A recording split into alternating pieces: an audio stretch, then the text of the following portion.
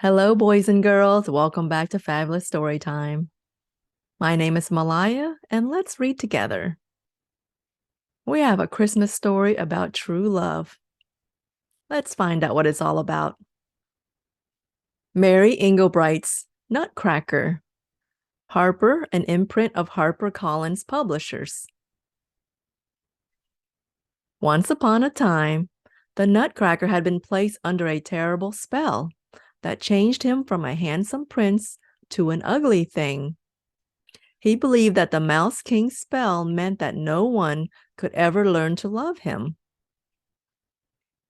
So he was surprised when the Toymaker, Drosselmeyer, took him from the shelf, saying, "You will be the perfect gift for my niece, Marie." As their car rolled into the night, the Nutcracker wondered what was in store. After a long ride, they stopped in front of a lovely house all aglow with festive lights. Before you could say Merry Christmas, the Nutcracker was inside.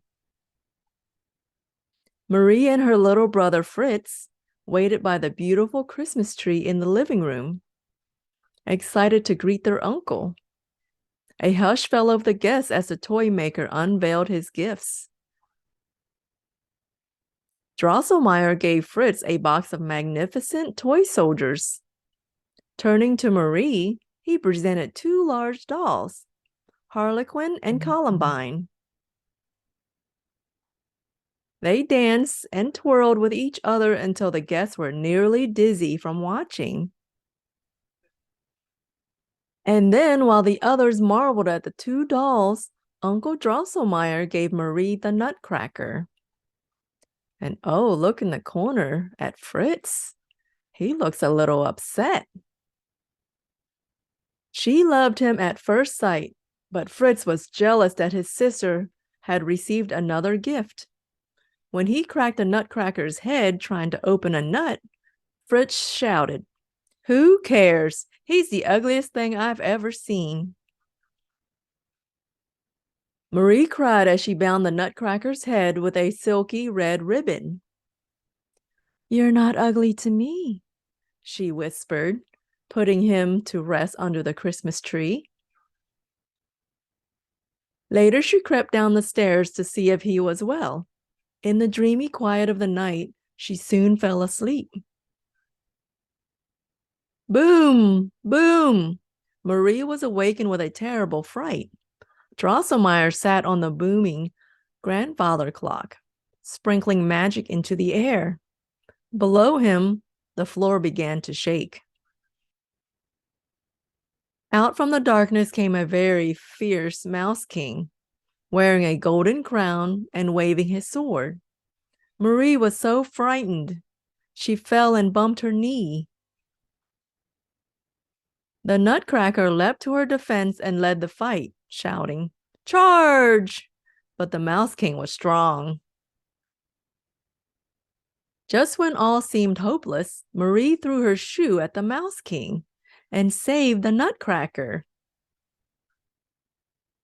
The Nutcracker seized a silver sword from one of Fritz's toy soldiers and challenged the Mouse King one last time.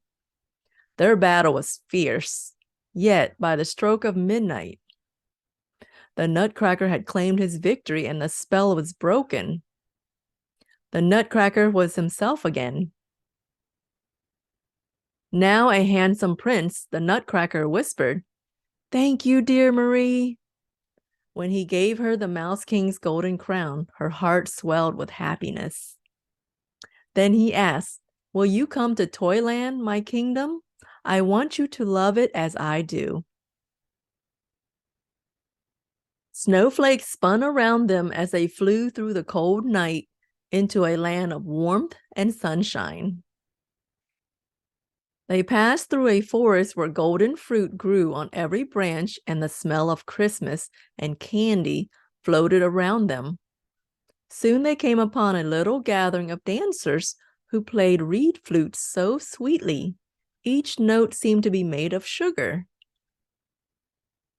Then Marie saw a beautiful lady coming toward them from a distance. This is the Sugar Plum Fairy, the prince said. She watched over Toyland while I was under the spell. Flute music floated in the air as the Sugar Plum Fairy led them across the kingdom to the prince's gingerbread castle. They feasted on chocolates, ginger snaps, and cakes. As they ate, dancers from every kingdom entertained them. At last, the prince asked Marie to dance with him.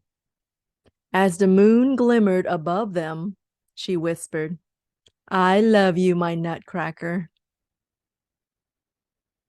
When Marie woke the next morning, she was back in her own bed, and her Nutcracker was nowhere to be found.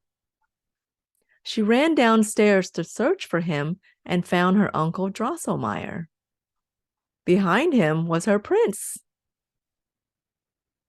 The prince said, "By loving me despite my appearance, you set me free from the Mouse King's spell." He gently took her hand. "If you'll agree, when you are grown, I'll return and make you queen of Toyland." And in that magical place, they lived happily ever after. Ah, I love happy endings. Thank you for joining me in this holiday book read. Please don't forget to like and subscribe. I'll see you at the next reading. Bye now.